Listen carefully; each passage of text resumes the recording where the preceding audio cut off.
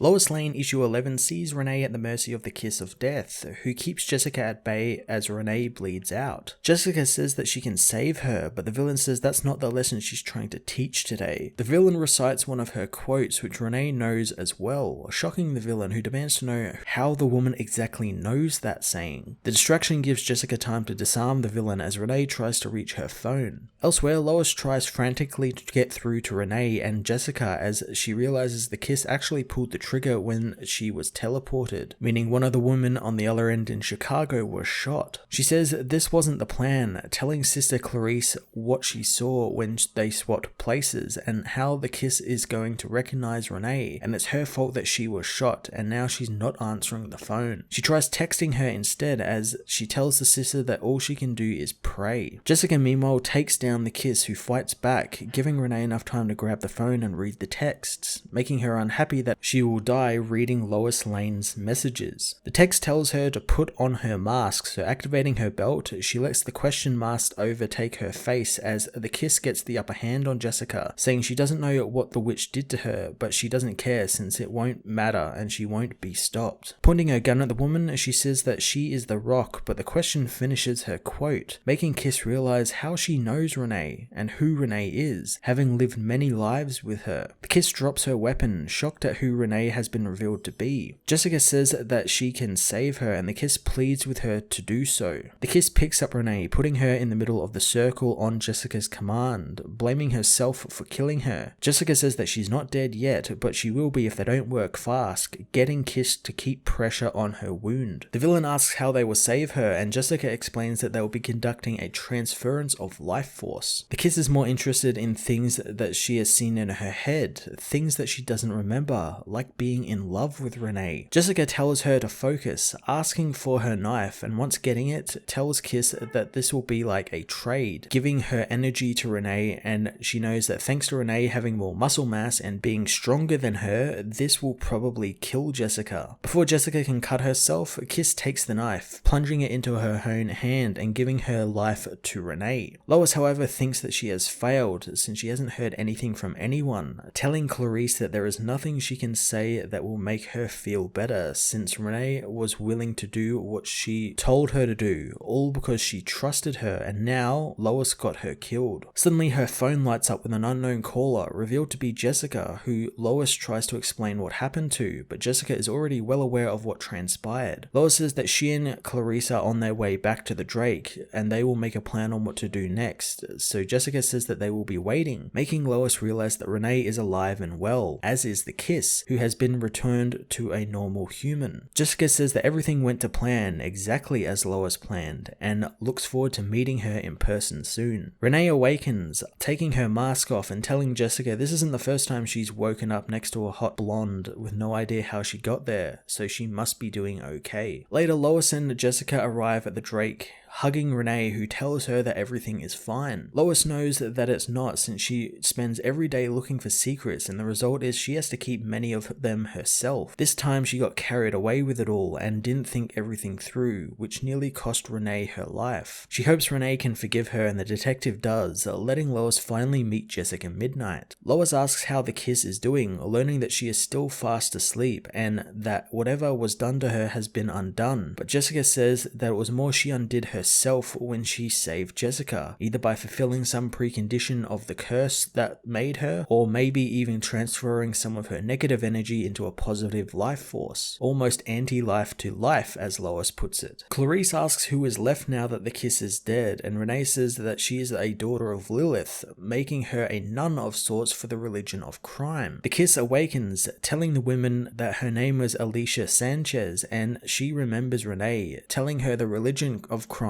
punished her by cursing her since Renee would not join them. Clarice asks that since the religion of crime venerates sin, what could cause them to curse her? Alicia says that it was love as she kisses Renee, making Clarice realize what they meant. Renee asks if Lois knew about this, and the reporter says she had her suspicions since the attraction between the two of them was hard to miss the first time they met, and Renee's trip to Gotham confirmed it. Renee asks if Batman knows about the multiverse splintering as well, and Lois says he does, villains, hence why Renee was sent to him, as the religion of crime barely are a thing in this reality. However, in other realities, she knows they make Intergang look like the Cub Scouts. Gathering the women around the table of information she has gathered, Lois says that they weren't brought together by chance. It was her who brought them together, and now that they are there, they have some stories that need telling. Lois Lane issue 11 was a fantastic penultimate issue that began bringing everything together and full circle as Greg Rucka begins tying up his loose ends and setting the stage for an explosive finale. I really enjoyed the villain, the Kiss of Death, and how she evolved from what seemed like kind of like a generic, kind of cool looking assassin lady into a complicated, driven character who is tied into Renee Montoya's history, as well as the grand story of the splintered multiverse which we've been getting throughout this book. I've also thoroughly enjoyed how the story, which started as kind of a simple investigation with Lois going about finding where money came from, turned into a whole multiversal conspiracy hunt, and I cannot wait to see how Lois, Renee, Jessica, Clarice, and now Alicia come out of the other side of it. I'm going to give this issue a 9.5 out of 10.